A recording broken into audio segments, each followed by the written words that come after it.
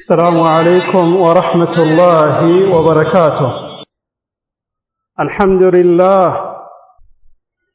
لله الذي خلق الإنسان لعبادته وأمره بحفظ وقته وعمره وحذره من الغفلة واللهو واتباع الشهوات، وأشهد أن لا إله إلا الله وحده لا شريك له جعل الفلاح في طاعته والخسران في معصيته، وأشهد أن نبينا محمدا عبده ورسوله أرشد الأمة إلى كل خير وحذرها من كل شر، صلى الله عليه وعلى آله وأصحابه أجمعين. أما بعد، فاتقوا الله عباد الله، واعلموا أن من أعظم ما فتن به كثير من شباب المسلمين في هذا الزمان التعلق المفرط بكرة القدم، حتى صار عند بعضهم أكبر الهموم وأعظم ما تعلق به القلوب، فتضيع بسببها الصلوات وتهدر الأوقات وتشغل النفوس عن ذكر الله وطاعته. عباد الله، إن الإسلام لا يمنع الرياضة النافعة التي تقوي البدن وتعين على الطاعة، ولكنه يمنع الغلو والتعلق الذي يفسد الدين والأخلاق والأوقات. فعن أبي هريرة رضي الله تعالى عنه عن النبي عليه الصلاة والسلام قال: المؤمن القوي خير وأحب إلى الله من المؤمن الضعيف، رواه مسلم. የዛሬ ርዕሳችን የሚሆነው ብዙ ወጣቶች የተፈተኑበት ርዕስ ነው። ብዙ ወጣት የተፈተነበት ትልቅ ችግር ውስጥ የገባበት ጉዳይ አለ። በመጀመሪያ ደረጃ ወጣቱ በጣም የተፈተነበት በኳስ ጉዳይ ላይ ነው። በተለይ በኳስ ላይ ድንበር ማለፍን፣ ቀልቡን በዛ ላይ መንጠልጠልን፣ ጊዜን ለዛ መስጠትን፣ ከሌላ ነገር አስበልጦ ለዛ ነገር መጨነቁ ነው እንጂ እስልምና ስፖርትን መስራትን፣ መንቀሳቀስን፣ የተለያዩ ስፖርቶችን መስራትን አይከለክልም። የሚከለክለው ያ የሚሰራው ስፖርት የሚያደርገው ስፖርት ከዲኑ የሚያርቀው ከሆነ፣ ጊዜው የሚያቃጥልበት ከሆነ፣ የማይሆን መጥፎ ነገሮች የሚከተው ከሆነ ይሄን ነገር እስልምና የሚከለክለው። ለዚህ አላህ መልእክተኛ አለይሂ ሰላቱ ወሰላም في صحيح مسلم من حديث أبي هريرة من قالوا: المؤمن القوي خير وأحب إلى الله من المؤمن الضعيف. ጠንካራ የሆነ ሙእሚን፣ ሰውነቱን ጠንካራ የሆነ እንቅስቃሴ የሚያደርግ ይሄ እንደዚህ አይነት ሙእሚን አሉ አላህ ዘንድ በጣም በላጭ ነው። አላህ Subhanahu Wa Ta'ala ዘንድ በጣም የሚወደድ ነው አሉ አላህ መልእክተኛ አለይሂ ሰላቱ ወሰላም። ከየትኛው? ከደካማው፣ ከማይንቀሳቀስ ስፖርት ከማይሰራው፣ ሰውነቱ ላይ ከማይጠብቀው ማለት ግን በሁሉም ላይ ኸይር ነገር አለ። ነገር ግን አሁን ችግር የሆነብን በዚህኛው በኳስ ጉዳይ ብዙ ጉዳት እየመጣብን ነው። በተለይ ወጣቱ ላይ ከሚመጣው አንደኛው ትልቁ ጉዳት ሰላትን በጊዜው አለመስገዱ ነው። ኳስ ልክ መግሪብ ሲጀምር ይጀምራል። ኳሱን ማውቃት አይፈልግም። መግሪብና ዒሻ በዛው ይበላል። ወከዛሊከ ደግሞ ይህን ሰላትን ዋጅብ አላህ ያደረገበትን ነገርን ያለ ምክንያት ጊዜውን አሳልፎ ይሰግድ ይችላል። አላህ ቁርአን ላይ ያስጠነቀቀን ነገር አለ። ፈወይሉ ሊልሙሰሊን ያለው ወየውላቸው ለነዛ ለሚሰግዱ ሰዎች። ማን ናቸው? የትኛው ሰላት? الذين عن صلاتهم ساهون። እነዛ ሰዎች ወይ የተባለችላቸው እሳት ጀሃነም የተዘጋጀላቸው ለነማን ነው?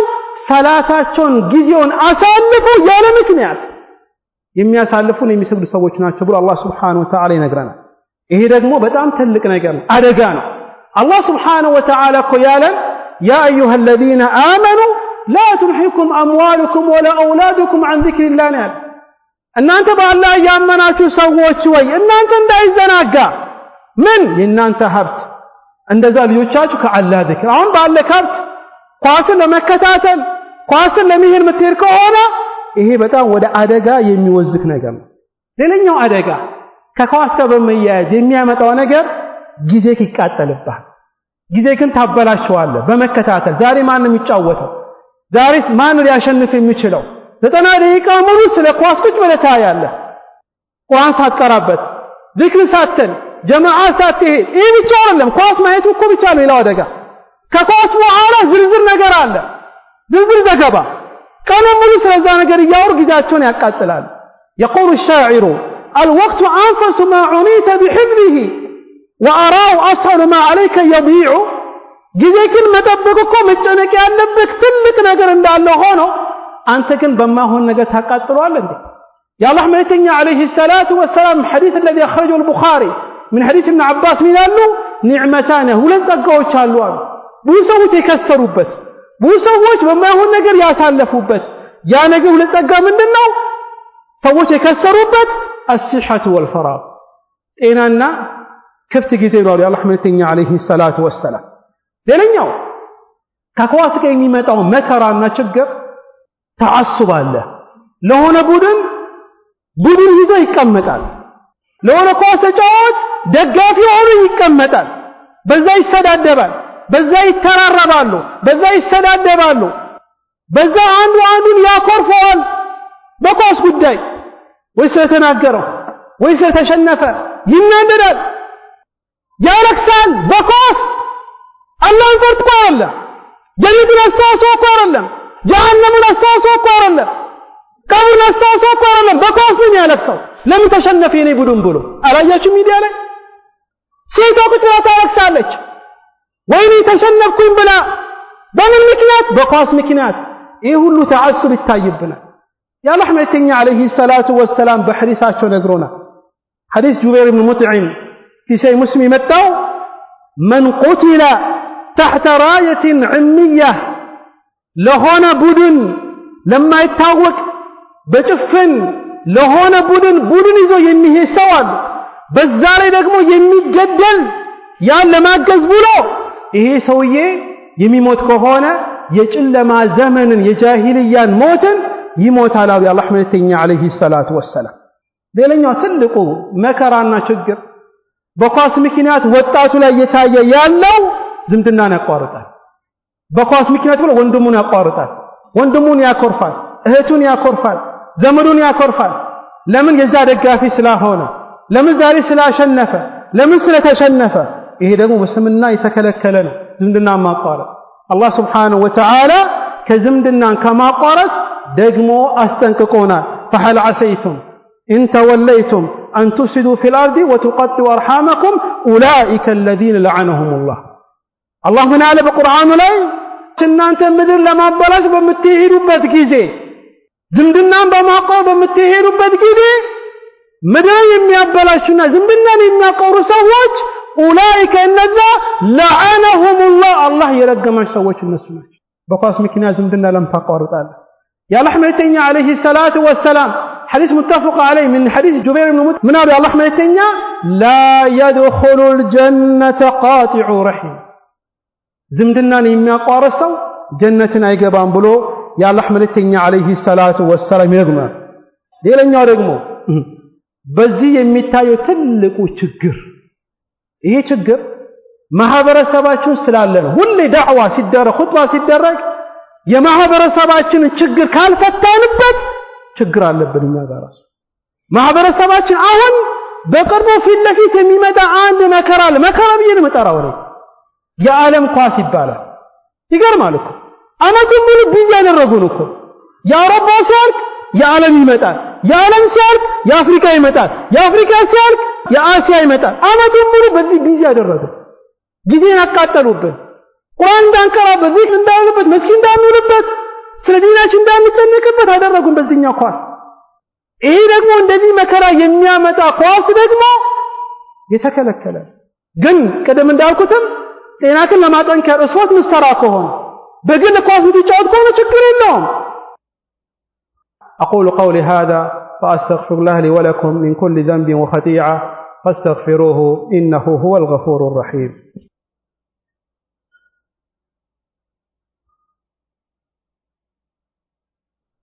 الحمد لله رب العالمين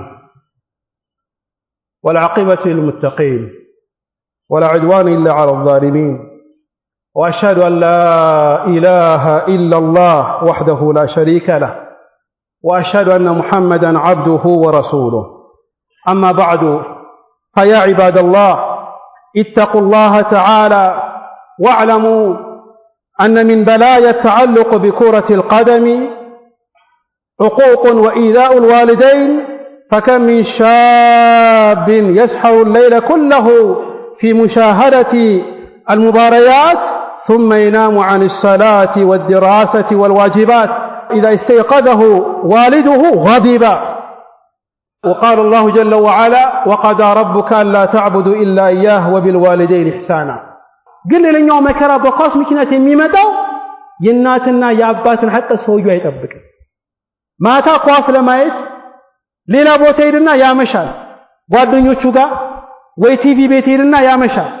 ከዛ በኋላ ማታ ደግሞ ይመጣና እናትና አባቱ በር ያንኳኳባቸው 6 ሰዓት 5 ሰዓት ይቀሰቅሳቸዋል። ከዛም አልፎ ደግሞ ይተኛል፣ ሱቢ ሰላትን ያሳልፋል። ወላጅ ተነስና ስገድ ሲለው አታንሳይ አተኛውም ልተኛበት ለምን ትረብሹኛላችሁ ብሎ እናትና አባቱን ዝቅ ያደርጋል። ይሄ ደግሞ ትልቅ የሆነ መከራ ነው። ይሄም አንድ መከራ መጠንቀቅ አለብን። ሌላኛው በዚህ ምክንያት መከራ የሆነብን ነገር ቢኖር ምን እንደሆነ ታውቃላችሁ? ከወንዱ አልፎ ጉዳዩ ሴቶች ጋር መጥቷል። ሴቶች ልጆቻቸው ማሳደግን ተውና ኳስ ጋር መጠጠል ጀመሩ። ኳስ ጋር መሄድ ጀመሩ።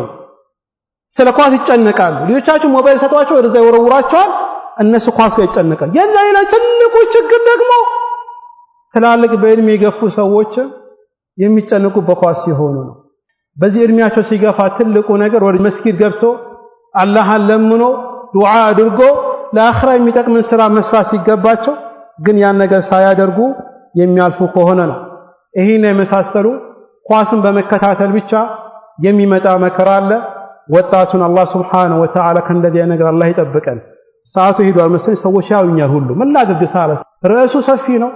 ማውራት አለብን። ችግሩ ፊት ለፊታችን እየታየ ነው። ወጣቱ በዚህ መከራ እየሞተ ነው፣ እድሜውን እያጣ ነው። ይሄ ነገር ካልተነሳ መቼ ነው የምናነሳ? إن الله يأمركم أن تصلوا على النبي عليه الصلاة والسلام. اللهم صل على محمد وعلى آل محمد كما صليت على إبراهيم وعلى آل إبراهيم إنك حميد مجيد، وبارك على محمد وعلى آل محمد كما باركت على إبراهيم وعلى آل إبراهيم إنك حميد مجيد. اللهم احفظ شبابنا، اللهم احفظ شبابنا، اللهم ردهم على دينك ردا جميلا. هذا أقم الصلاة.